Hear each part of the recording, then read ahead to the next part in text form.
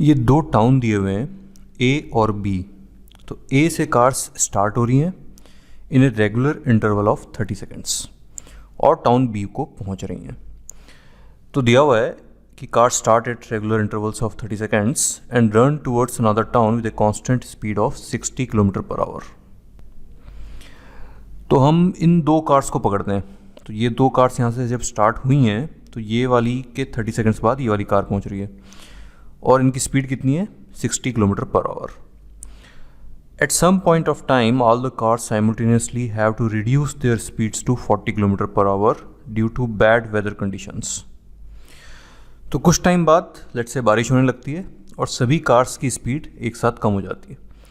अब कुछ टाइम बाद बोला है तो लेट्स से कि ये जो दो कार्स स्टार्ट हुई थी 60 पे, यही दो कार्स फाइनली बी टाउन पे पहुंचने वाली हैं और बीच में वेदर ख़राब हो गया है। तो अब इनकी स्पीड हो गई है 40 kilometre per our. What will be time interval between arrival of cars at the second town during the bad weather? तो यहाँ तो इन दोनों के बीच में 30 सेकेंड्स है टाइम इंटरवल। इधर कितना होगा टाइम इंटरवल ये पूछा है। तो सबसे पहले तो ये जो गैप है, ठीक है, ये गैप यहाँ पर चेंज नहीं होगा इवन दो दोनों की स्पीड कम हो गई है। क्यों? क्योंकि रिलेटिव वेलोसिटीज़ जो हैं कार्स की वो यहाँ भी ज़ीरो थी, दोनों 60 से जा रही थी, और यहाँ भी ज़ीरो है, दोनों 40 से जा रही हैं। तो रिलेटिव वेलोसिटी जब चेंज नहीं हुई है तो इनका जो गैप है x वो चेंज नहीं होगा। तो यही यहाँ लिखा हुआ है। तो इस क्वेश्चन में यही कंसेप्ट है कि when bad weather begins gap x won't change as the relative velocity is still zero. तो अब ये डेल्टा t कितना है, तो इसके कितनी देर बाद ये गाड़ी पहुँचेगी वो हमने पूछा गया है। तो डेल्टा t कितना होता है, डिस्टेंस इन दोनों के बीच में डिवाइड बाय इसकी स्पीड, इस पीछे वाली कार की स्पीड, ठीक है। तो बी जैसी पहुंची उसके बाद ये कितनी देर बाद पहुंचेगी x अपॉन 40 से। So delta T is distance x upon new speed. So distance x कितना है, अब x हमें यहाँ से मिलेगा। सो x is 60 kilometre per hour into 30 seconds और नई स्पीड कितनी है 40 किलोमीटर पर आवर।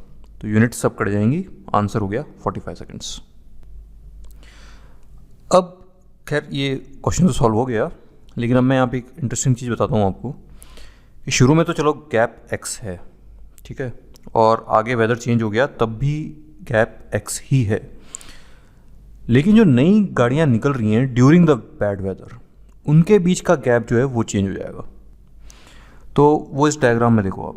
तो आगे जो गाड़ियाँ हैं, जो गाड़ियाँ निकल चुकी थी 60 से, उनके बीच का गैप x ही रहेगा, लेकिन जो गाड़ियाँ बैड वेदर के बाद शुरू हो रही हैं तो उनका टाइम इंटरवल तो अभी भी 30 सेकेंड है, लेकिन अब वो 40 किलोमीटर पर आवर से जा रही हैं।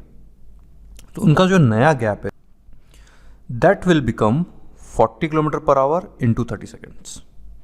इनिशियल गैप कितना था 60 kilometre per hour into 30 seconds, लेकिन जो वेदर ख़राब होने के बाद जो गाड़ियाँ निकल रही हैं उनका गैप कम हो गया, that is 40 kilometre per hour into 30 seconds.